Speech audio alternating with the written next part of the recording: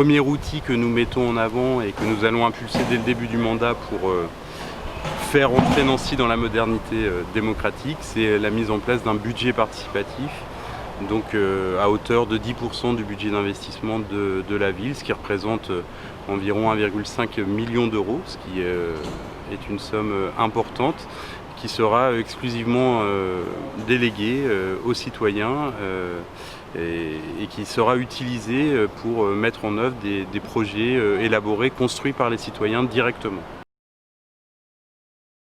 Donc les conseils citoyens, c'est un autre outil important pour inscrire cette démarche de participation citoyenne dans la durée. Aujourd'hui, il y a 7 conseils citoyens à Nancy. On fait le constat qu'ils sont un peu trop grands et qu'ils ne collent pas complètement à la vie réelle des quartiers. Donc il s'agira pour nous de les redéfinir, de les redéployer et aussi de les démultiplier de façon à ce que leur périmètre colle au plus près de la vie réelle des quartiers. Je crois que c'est la clé pour réussir ce pari d'une participation citoyenne la plus importante possible, parce que c'est ça l'enjeu. Alors, les assises de la coopération citoyenne répondent à une idée, c'est qu'en matière de démocratie locale, on ne peut pas livrer un projet clé en main et qu'il faut organiser cette vie démocratique locale pour renforcer toutes les formes de démocratie représentative, participative, coopérative, démocratie directe. Donc ces assises de la participation citoyenne, elles serviront à construire avec les citoyens tous les outils, à les élaborer, à les renforcer, à les coordonner. Et cette coordination pourra se faire notamment à travers l'écriture d'une constitution municipale qui aura vocation donc à formaliser cette organisation de la vie démocratique à Nancy.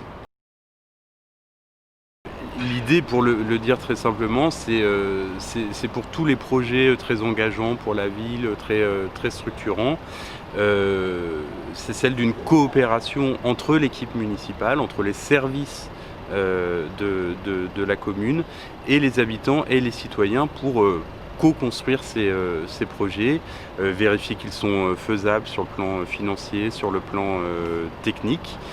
Donc accompagner cette participation citoyenne pour la stimuler, c'est ça la coopération de projet.